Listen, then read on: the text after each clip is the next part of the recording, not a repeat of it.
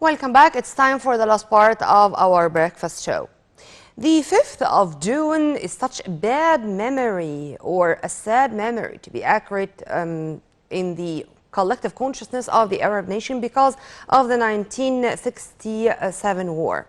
But late President Anwar Sadat decided to eradicate this memory and to have the 5th of June as another day of celebration. How? By re-inaugurating the Suez Canal on the 5th of June in 1975. The re-inauguration of the Suez Canal was a turning point in our modern history.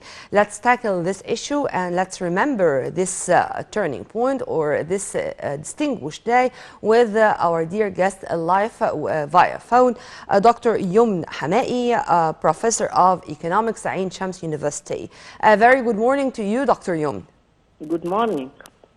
Dr. Youmn, as I said, when it comes to the Suez Canal, we are speaking about an artery which is really connecting the east and the west, the north of the south of the planet. Let's talk first about the negative impacts which affected the whole world when the Suez Canal was closed for a while after the 1967 war. Yes, actually, Suez Canal is representing a very important way of connecting the West and the East, like you mentioned. And I believe it has a very important impact on international trade. And actually, we witnessed that when there was a blockade of Suez Canal from 2 months, and we managed, Egypt has achieved successful trial to eliminate such blockade, and nowadays we are trying to build and establish an economic area in the area of Suez Canal. We have this economic area which is not just taking the Suez Canal as just a way to transportation, but we are trying to change that into a whole area of economic activities in which you can have logistics hub, you mean? Yes, we can attract foreign direct investments, benefit from the geographical position. Nowadays, the world economy is witnessing severe changes regarding the competitiveness of different countries of the world, regarding the value chain after COVID-19. And from here, the world economy is transforming into changing the relative importance of different countries of the world from one perspective, and from another, the value chain is going to change. And there is a very good opportunity for the Suez Canal area to be a very important economic area to attract investment and to generate opportunities of job, as well as enhancing, the rate of investment. We all know that Egypt nowadays is looking for achieving a better GDP growth. And we managed before COVID-19 to reach the point of 5.6%. Nowadays, we have a very good opportunity even to exceed this percentage. And this area is presenting a very important area, taking into consideration that it's going to link Sinai with other parts of Egypt. Nowadays, we have the tunnels to link Sinai with other parts of particularly Egypt, the delta. Yes, ma'am, I'd like here to ask you to elaborate on the ways we should adopt, or our homework to urge or to attract more foreign investments in specific to be located in around the Suez Canal, particularly the new Suez Canal zone, the industrial and the economic zone there, and how to have this kind of diversity, to diversify our resources and to diversify our investments coming from all over the world, not even from the Arab area only or the Arab nation, but from the whole world? Thank you, Nermeen, for this is a very good question. Actually, this is the crux of how to rationalize and maximize the benefit of this area. First of all, we need to have a vision regarding which foreign direct investment, which multinationals we need to attract in this area, which industries we need from multinational to transfer technology, to to be a part of the international value chain. So this is the first part of our homework to be done. And then, according to that, the policies to deal with foreign direct investment and multinationals should be related to such vision, which means that if we need, for example, multinationals to work in microchips, for example. Nowadays, Egypt is entering into electronic products, and we have a comparative advantage in it. We have done a lot regarding that. So a part of it is the microchips, which is quite essential for such industries. If we need to do that, we have to make more incentives for those companies that are coming to transfer the technology to us.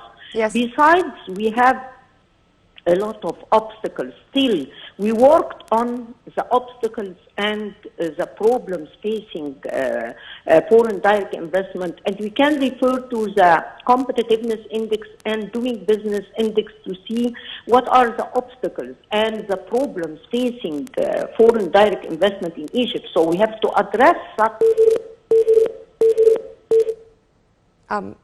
We are sorry, it seems we lost Dr. Youmn. We were speaking about the re-inauguration or the reopening of the Suez Canal, which took place on the 5th of June 1975 by late President Anwar Sadat. And as we were asking Dr. Youmn about the importance of this area and particularly about the new Suez Canal and how the economic zone there is really attracting foreign investments from all over the world, Dr. Youmn was speaking also about how this area is going to be a logistics hub, and it's going to be or to enjoy to be accurate a diversity of industries. President Abdel Fattah al-Sisi is keen in many occasions, or particularly in the when it comes to meetings with Prime Minister Dr. Mustafa Madbouli and the Minister of Trade and Industry Dr. Naveen Al-Qabbash about localizing industry, about benefiting from other industries, but to localize industries here in Egypt. Dr. Youmn, you're here with us once again. Yes. Yes. I think I have mentioned addressing, having a vision, number one. Number two, addressing the obstacles confronted foreign direct investment in Egypt. And this is quite important to be done. And we can talk to them. The easiest way to do is to hear their complaints, to try to address all the problems confronting foreign direct investment. The third point, which is to upgrade the skills of workers. Yes. Because can be considered, according to our studies as economists, can be considered as a very important obstacle. So we are trying nowadays to start managing such a challenge. I believe these are the three main challenges that should be addressed in order to attract foreign investment, because Egypt can be considered as one of the most important parts in the world that investors can achieve very high profitability.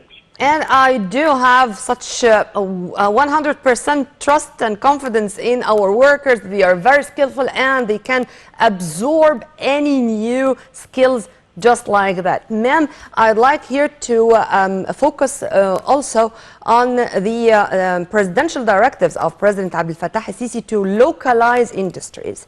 I mean, we of course can exchange expertise and we can learn from other countries' experiences in special kinds of industries like marine industry and China, for example, but to localize this kind of industry after that to benefit from each experience, from each item we can follow.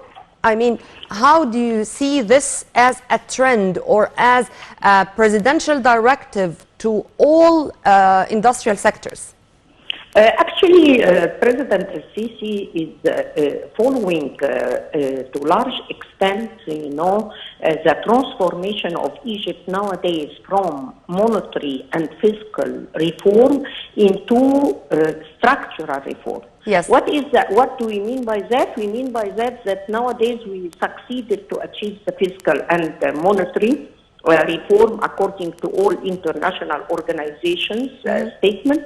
Nowadays, the crux and our big challenge is to move into the structural reform. Yeah. And structural reform means concentrating, like you mentioned, on the industrial sector, the agriculture sector, and the information technology as it has been declared by the government. Mm-hmm. Lately.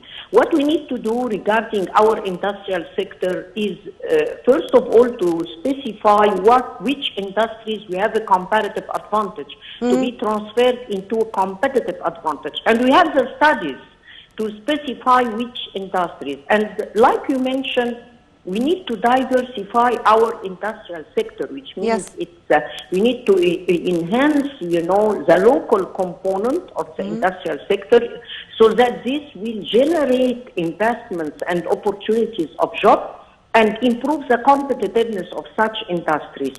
At the same time, we need to enhance the competitiveness of these industries that we have a comparative advantage in it so that to enhance our export. Yes, and to meet our local markets needs first, and then to move to exporting stage or another era. We need to, this is quite important. This should be combined. When we improve the competitiveness of our industry, this is for the local market as well as international market. Yes. Amen to that. You are all the time an added value to our programs, ma'am. I really enjoy our discussions. Well, we were delighted to have with us Professor Dr. Youmn Hamaki, Professor of Economics at Ain Shams University. By the way, I was mentioning Her Excellency, Minister of Trade and Industry. She is Dr. Niveen Gama, not Niveen Qabbaj. Niveen Qabbaj is Her Excellency, Minister of Social Solidarity. A very good morning to both of them. By the way, this is an end to our episode. Unfortunately, we're running out of time, but stay tuned on Nile TV International always for more details. And please log on to www.nileinternational.net to know more and more as we are following up minute by minute all the news taking place here in Egypt and in the whole world. Well, on behalf of my dear colleague Amal Mukhtar and myself, Nermeen Abdurrahman, many thanks for watching.